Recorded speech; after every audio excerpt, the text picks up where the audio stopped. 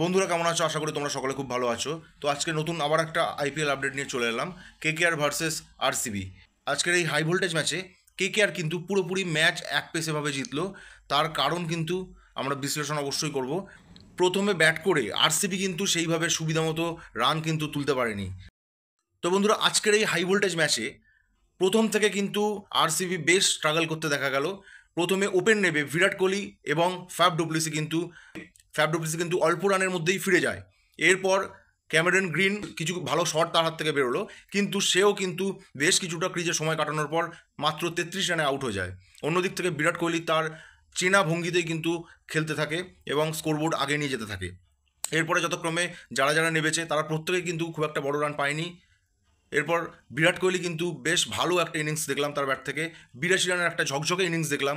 King Kohli মনে হয় এই জন্যই বলে বিরাট কোহলিকে, যে বিশ্ব ক্রিকেটে বিরাট কোহলির মতো সেরা ক্রিকেটার কিন্তু এখনও পর্যন্ত কেউ তৈরি হয়নি।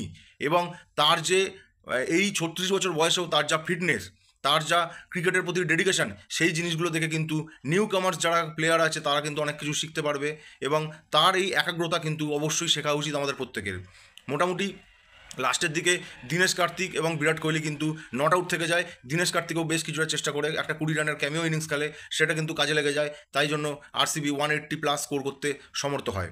আমাদের বোলিংয়ের দিকে যদি কেকেআরের বোলিংয়ের দিকে তাকাই, তাহলে প্রথমেই যার নাম করতে হবে সেই 25 কোটির প্লেয়ার মিচেল স্টার্ক কিন্তু বিগত ম্যাচগুলোর মতো এই ম্যাচেও কিন্তু পুরোপুরি ফ্লপ একটা বোলার। আমি জানি না ডেথ ওভার স্পেশালিস্ট হিসাবে কেকেআর টিমে মিচেল স্টার্ককে নেওয়ার ফলে কিন্তু কোনো রকম এক্সট্রা অক্সিজেন পাচ্ছে না কেকেআর টিম ম্যানেজমেন্ট। কেকেআর টিমে সেইভাবে পারফরমেন্স করতে পারছে না। আজকেও কিন্তু প্রায় 40 থেকে 45 রান খরচ করেছে 4 ওভারে মিচেল স্টার্ক। অন্যদিক থেকে যার জন্য 200 রান টপকাতে পারেনি আরসিবি, সেই দুটো বোলার, প্রথম হচ্ছে আদ্রে রাসেল, সে কিন্তু 4 ওভার বল করে 29 রান খরচা করেছে মাত্র।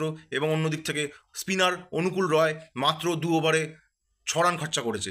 তা এই দুজনের টোটাল 29 আর 6, টোটাল 6 ওভারে 35 রান খরচা করেছে কেকেআর এই দুজনের ওভার থেকে। এবার আসি ব্যাটিংয়ের দিকে।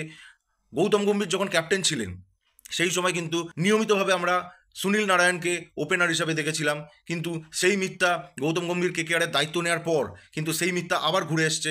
কেকেআরে ওপেন নামছে কিন্তু সল্টের সঙ্গে সুনীল নারায়ণ, এবং সেই টিম ম্যানেজমেন্টের এই যে ডিসিশন সেটা কিন্তু কাজে লেগে গেছে। কারণ সুনীল নারিন কিন্তু আজকে টার্নিং পয়েন্ট হয়ে দাঁড়িয়েছে কেকেআরের জয়ের জন্য।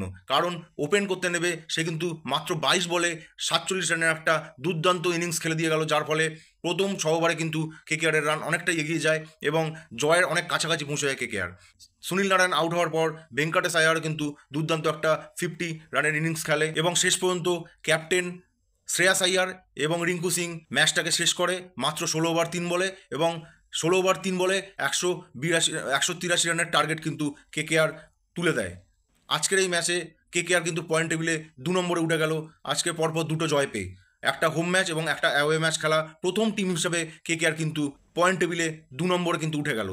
আরসিবি পরবর্তী ম্যাচগুলোতে আরও ভালো ফল করবে এবং কেকেআরের দিকেও আমাদের নজর থাকবে, কারণ কেকেআরের টিম ম্যানেজমেন্ট কিন্তু এবারে দুর্দান্ত একটা টিম সাজিয়েছে। শুধুমাত্র মিচেল স্টার্ককে বাদ দিলে ওভারঅল যে পারফরমেন্স কেকেআরের কিন্তু যথেষ্ট ভালো ছিল। এবং আমরা আশা করব এই বছর কেকেআর অন্ততপক্ষে সেমিফাইনাল অথবা ফাইনাল খেলবে। তাই জন্য অনেক অনেক শুভেচ্ছা রইল এই দুটো টিমের জন্য। পরবর্তী ভিডিওর ফলাফল এবং আপডেট পাওয়ার জন্য চ্যানেলটির সঙ্গে থাকবেন এবং চ্যানেলটি সাবস্ক্রাইব করে দেবেন।